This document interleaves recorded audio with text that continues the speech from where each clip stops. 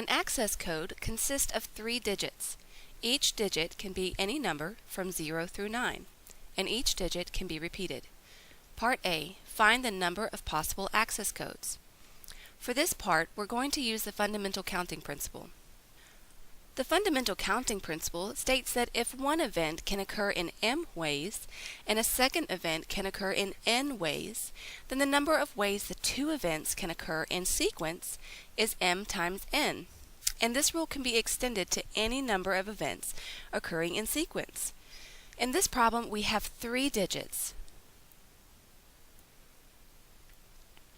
Each digit can be 0 through 9. So that's a total of 10 options for each digit.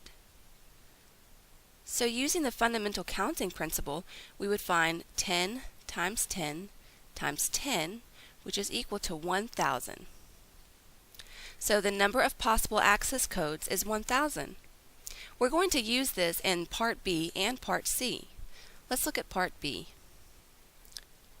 What is the probability of randomly selecting the correct access code on the first try? For this problem, we're going to use classical probability. Classical probability is equal to the number of outcomes in event E. In this case, our event is selecting the correct access code on the first try, over the number of outcomes in the sample space.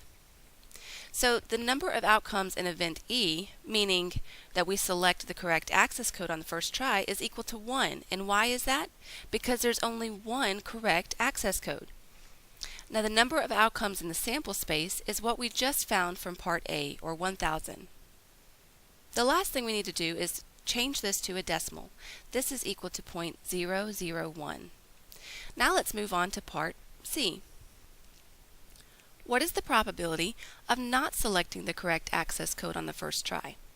For this, we're going to use the complement.